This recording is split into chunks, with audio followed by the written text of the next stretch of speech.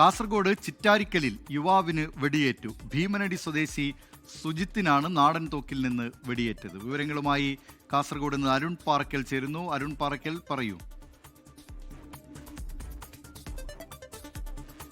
ദിലീപ് കുമാർ, ഇന്ന് രാവിലെയാണ് ഈ അപകടം ഉണ്ടാവുന്നത്. ചിറ്റാരിക്കൽ ഭീമനടി സ്വദേശിയാണ് സുജിത്തിനാണ് വെടിയേൽക്കുന്നത്. ഇന്ന് രാവിലെ ഈ തോക്ക് വൃത്തിയാക്കുന്നതിനിടെ അബദ്ധത്തിൽ വെടിപൊട്ടിയെന്നാണ് മനസ്സിലാക്കുന്നത്. നാടൻ തോക്കാണ്. തോക്കിന് ലൈസൻസ് ഒന്നുമില്ല എന്ന് പോലീസ് അറിയിക്കുന്നുണ്ട്.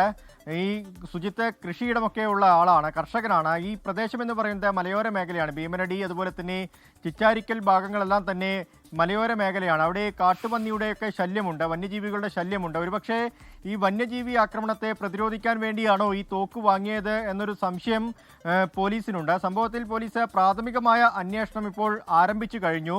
സുജിത്തിന്റെ നെഞ്ചിനും അതുപോലെ തന്നെ ശരീരത്തിന്റെ കൈക്കുമൊക്കെയാണ് പരിക്കേറ്റിയിരിക്കുന്നത്. ഗുരുതരമായ പരിക്കല്ല എന്നും പറയുന്നുണ്ട്. സുജിത്ത് ആശുപത്രിയിൽ ചികിത്സയിലാണ്. സംഭവത്തിൽ പോലീസ് അന്വേഷണം ആരംഭിച്ചിട്ടുണ്ട്. ദിലീപ് കുമാർ. കാസർഗോഡ് ചിറ്റാരിക്കലിൽ യുവാവിന് വെടിയേറ്റു. വിവരങ്ങൾ നൽകിയത് കാസർഗോഡ് നിന്ന് അരുൺ പാറക്കൽ. ലോകത്തെവിടെയായാലും ഏത് സമയത്തും 24 വാർത്തകളും ഓഗ്മെന്റഡ് റിയാലിറ്റി പാക്കേജുകളും എക്സ്പ്ലെയിനറുകളും വിശദമായി കാണാൻ ഞങ്ങളുടെ യൂട്യൂബ് ചാനൽ നിങ്ങൾക്ക് സബ്സ്ക്രൈബ് ചെയ്യാം.